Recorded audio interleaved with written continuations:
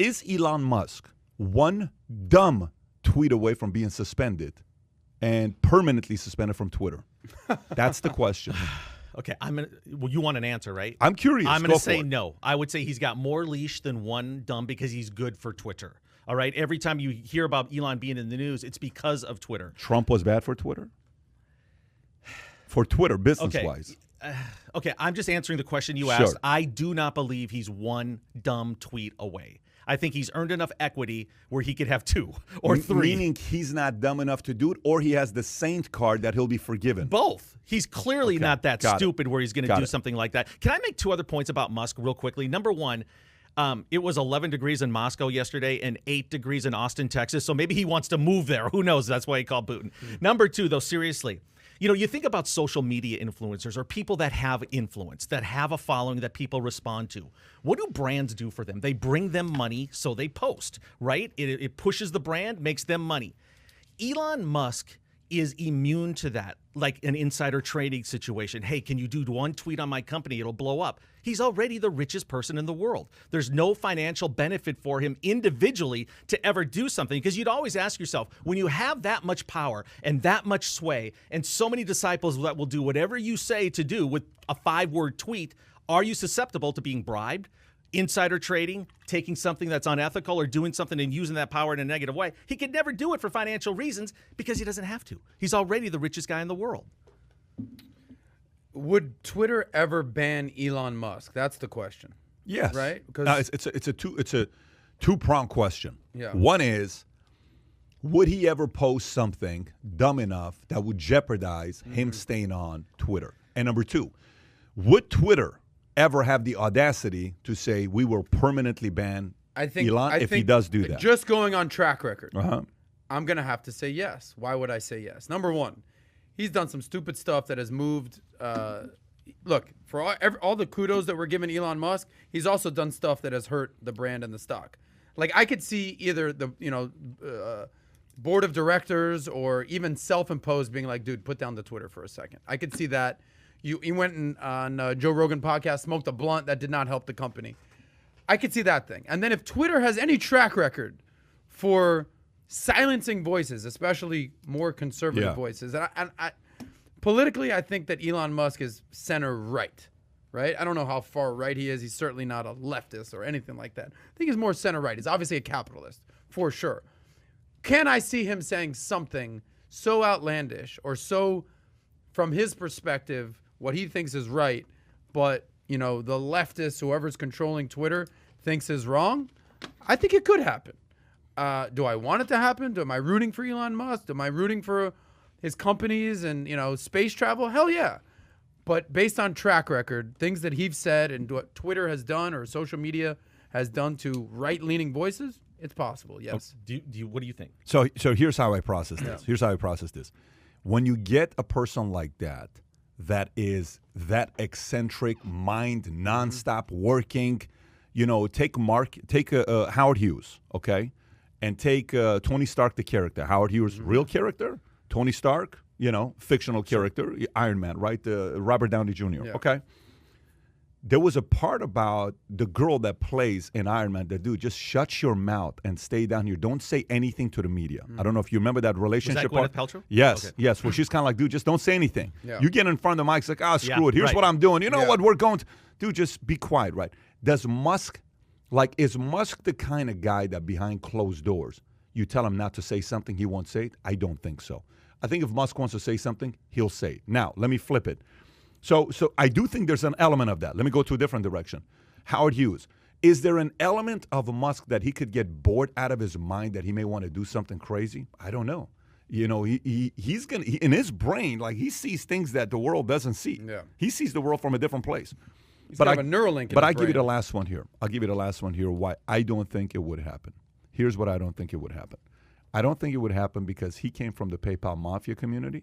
And that entire community is all connected, and they all work together. Yeah. And somebody would make the call and say, Elon, just so you know, you're going to get a slap, and we're going to have to suspend you for like a day or something, but you're going to get back on. Just don't do that again, bro. Like, you ain't helping yourself, okay? And then he's going to go back to what he's doing because he came from that. Yeah. So where are we going with this? We're going with what do you call it? People that have been suspended on Twitter. So Trump, he got banned from Twitter, right? Do you give credit to some of these guys, Elon Musk, for knowing how to build allies? I don't know. Because a part of this is also having allies. Did Trump have any allies in Silicon Valley? I don't know if he had any allies. Peter Thiel? No one public, though. Peter Thiel is not... He's influential, but he's not as influential as some of these other guys that are the, Dorsey, some of these Zuck, some of these guys. Right. Okay. He got close to Tim Cook. If you remember, Tim Cook came in. But does Tim Cook have more power than Zuck?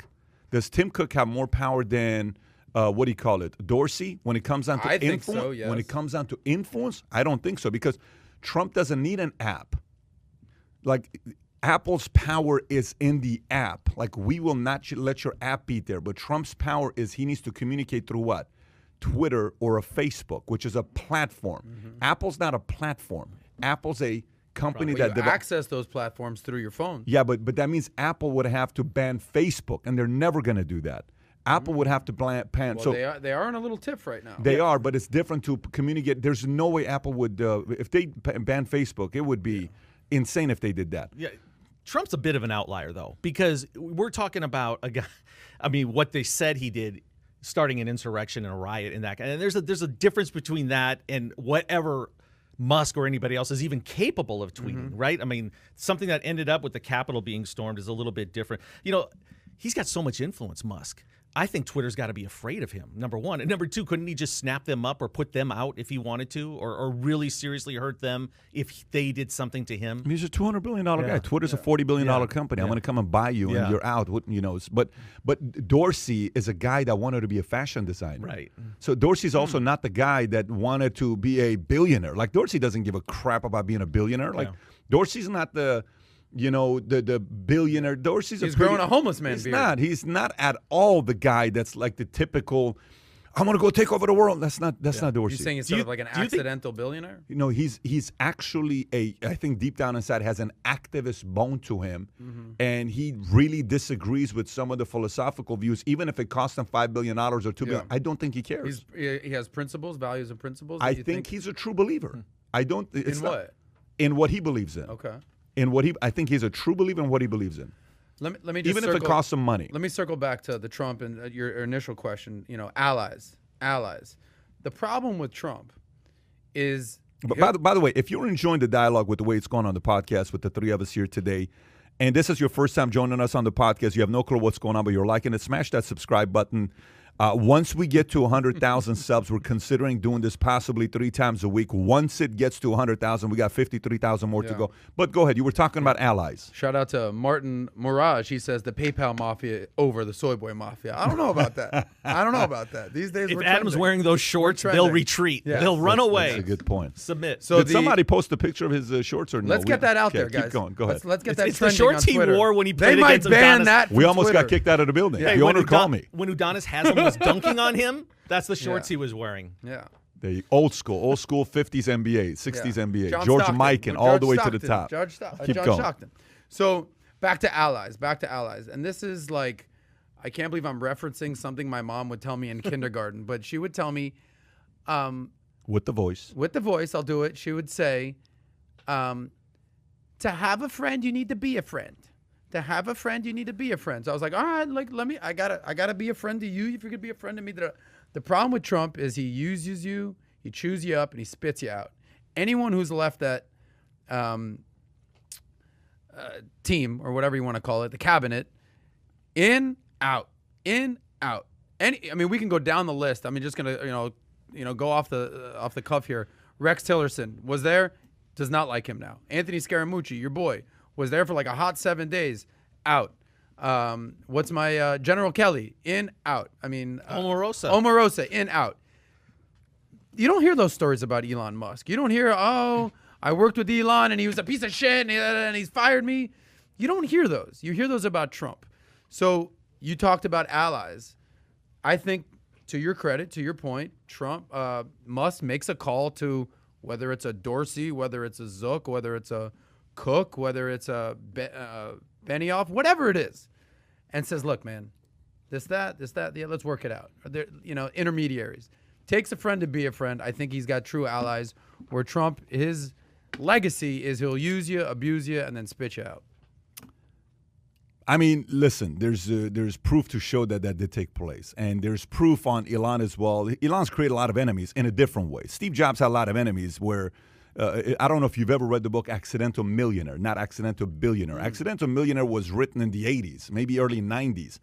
It's a fascinating book. But you know what the book, it's actually written in 95, I believe. Not The Millionaire Next Door. No, Different book. Accidental Millionaire. Kai, can you pull up Accidental Millionaire? It's just Apple's old logo, the rainbow logo. Book. Accidental Millionaire book. I want to know when it was written. Nice. Shout out to Kai's spelling. He's doing great. Go to Amazon. Go to Amazon right there. No, go to Amazon. Yeah. Click on that. There you go. See if it comes. That's not the book, though. You see, that's the thing. No one can find the book. Go back. Oh, there it is. That's the one. Look how many reviews it's got. 8 reviews. Lee Butcher. Okay. What's going on here? This book, go down to see when this book came out. Go down. I mean, who reads this book? Only 1987 this book came out. The entire book is trashing Jobs. No, seriously, the entire book is trashing Jobs.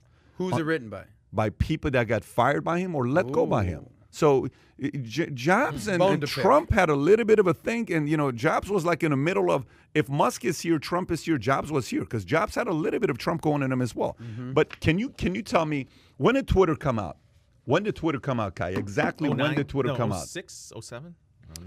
Because the question's going to follow up with, when did Twitter start? What year? 06? Okay. When did Twitter first permanently ban its first user? Ooh, good question. When so 06 they got started. When do you think was the first time they permanently banned a user? I'd love to get our audience. I'm curious. Let's get the audience. Sure. Don't Google it. Don't be that guy that Googles seriously, it. Don't do it. And, I got the right answer. Like, who do you think it is? Yeah. When do you think the first time, not the first person, but first time they permanently banned somebody? So isn't the first time the first person? Yeah, but not the name. I'm not looking for the name. I'm going to say the next year because, right away, soon. I'm so going you're to say saying 07? Within a year, just because someone's going to do something so stupid. Got it. What would you say? I'm going to take the other side of that. I think it's like more recent history.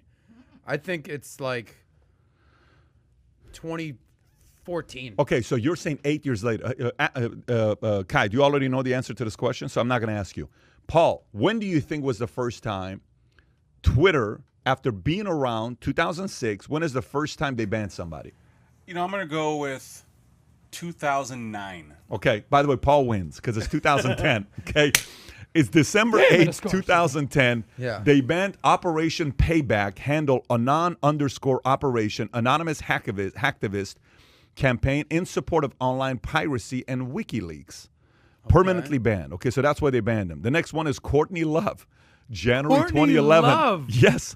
Courtney Love. Leftist. Yes, Courtney Love, American musician and actress, was banned permanently. Original account. Days after fashion designer Dawn filed a defamation suit against Love over tweets made on March 17, 2009. It was the first high-profile defamation trial over celebrity comments on Twitter. Wow. Love now uses a different account, Courtney. She's back on, but her first handle. And behaving. But the first one was gone. So then it's another guy that happens in 2011, a Norwegian far-right terrorist. No joke. Okay. And perpetrator, 2011 Norway attacks. How do you say something? Anders Behring? Anders Behring Breivik. Is that the guy that went to the summer camp? Yes. Oh, his account was hacked by anonymous who said they would. Oh, God. Okay. So then you go some names that they have. Obviously, Anonymous. I don't know if you remember Anonymous used to do those videos before with the mask. Do you remember? They used to be big. Everybody used to follow. Where are they now? You don't see a lot of them now. And then Hamas was taken out in 2014. Phil Mason. Hamas, the Palestinian. Yeah, exactly. Military wing of Hamas. Is ad-Din al-Qassam brigades was taken down. And you got a bunch of different names that they're going through, right? So PewDiePie was temporary.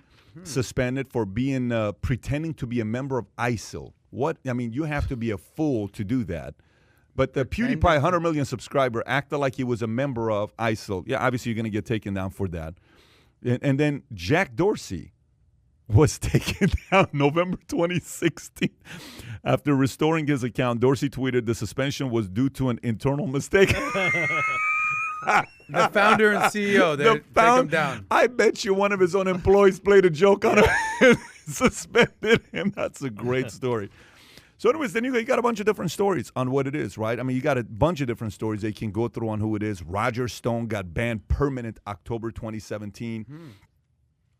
So the names you're looking at are relatively reasonable. Candace Owens got temporary banned August 5th, 2018. You got a Sabo was permanently banned, street artist. Chris Paronto was temporary banned, okay? September 10, 2018, using the words retard in a hashtag. He says, "You're an idiot," and he uses a line from the movie Tropic Thunder. Never go. Full retard. Yeah, that's what he said. So the hashtag, it was temporary. Everybody know that. Everybody know. Everybody know. James Woods, who, if you don't know, James Woods is a big Twitter user. Anything with InfoWars. By the way, look at this. It's like 15 accounts they took down. Is James Woods permanent? No, he's not. He came back. It was temporary. He came back. I loved him as an actor. Yeah, and you got a bunch of different names. By the way, James Woods was temporary banned a few times. It's not just once that he went through it. And then you lead to Trump, and then now you got, Katie Hopkins that is permanently banned. I don't know if you guys know who Katie Hopkins is. Candace Owens a couple times, and recently was O'Keefe. Charlie Kirk temporary, David Icke permanently, and you got Don Bongino temporarily, Michael Flynn permanently, Sidney Powell, Jim Watkins, Ron Watkins, all permanently. Do you think there is a trend of consistency or extremes? Thoughts? You know what? I'm going to just be a rational human being here for a couple seconds, and I think it's consistent. I think whenever you do something, you got to know what the rules are. And if you want to play with fire, you can get burned, okay? So I don't have a big problem with it. It's a huge platform. They're going to have to police it some way. And if there's people doing things that they shouldn't be doing, now you don't want just immediately, this is company policy. Anybody that thinks a certain way has no chance to proclaim their voice on our platform. You don't want that, obviously. But from what you just read, it seems like they've done something to probably deserve it. Yeah, I thought it was going to be a list of conservative names. I didn't think it was going to go back this far to Courtney Loves of the world. I just want a big-time rapper, Talib Kweli. I saw him on the list a few times, permanent ban. I thought this was going to be a list of right-leaning conservative voices. Oh, they're silencing the right. They don't want to hear the truth. I thought that's where this was going. But in actuality, they just want truth and not misinformation. I don't and think libel. it's truth. I don't think it's truth because you have to be careful when you say truth. Is it your truth, my truth? Some things as opinions. They don't want blatant lies or manufactured stories. Then you would take 30% of your guys out. I mean, if it's blatant lies, you could take 30% of the guys out. I think what they're looking for is insinuating or trying to create fights or getting incitement. That's what you got to be careful with, And then some of them is defamation of character. You go after somebody too hard, hey, what are you doing? Like you can't do this. You just can't do things like that. But I mean, I don't know. Look, there's a community that says they're absolutely targeting, and there's a community that says they're not targeting. If you look at the list of names that you're looking at here, I think there's a level of consistency on what's going on here with Twitter. So it's not political. It's just guidelines, whether you're left, right, I up, don't down. know about permanently banning a president is the right thing to do. I don't know if permanently banning a president. You know what I would have done? Here's what I would have done. Look, for example, we have guys that sell insurance. In insurance, you advance, right? Meaning I give you 100% advance. Okay, you get a $200 a month policy. Typically, insurance companies will advance you 6 months, 9 months, 10 months, 12 months. So if I do $200 a month, $2,400 says the target premium, I give you $2,400 up front. You're at 50%, you make $1,200. Okay, that's insurance. That's how it allows insurance guys to stick around because they're making money up front. But if your quality of business sucks, we take that away. So you get a $200 check from a client, then we only pay you as earns, which means what? You cut a $200 check, you get 50% of what? That $200, which is what? $100. You'll get the other $200 next month, and it goes as earns. I would have done 100% of your tweets have to go through a screening process, approved, goes out for 6 to 12 months until we feel confident, and then we'll take it down. That's what I would have done. I wouldn't have gone full out the direction that went. And guess what? If 100%, and some people say, well, we don't have that kind of staff. It's one person they do this with. It's a president. You make an exception. You make one person's job is to sit there with a committee of 4 other people. 2 of them are conservative, 2 of them are liberals, 1 of them is independent. That's how I would do it. 2 liberal, 2 conservative, 1 independent. Hash it out. This one can't go up. This word needs to change. And then you have an approval process. Are you comfortable changing this word, or this tweet cannot go out?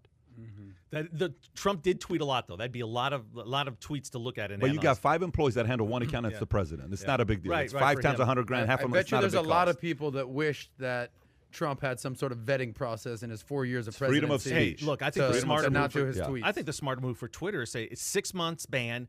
Then you can try to come back, and if you misstep, you're gone for good. Because look at the publicity they'd get in 6 months. Everybody's waiting for that first tweet. What's he going to say? Yeah. So if you enjoyed this little short segment from the podcast that we did, here's another short segment to watch. Or if you want to see the entire podcast, click over here. Take care, everybody. Bye-bye.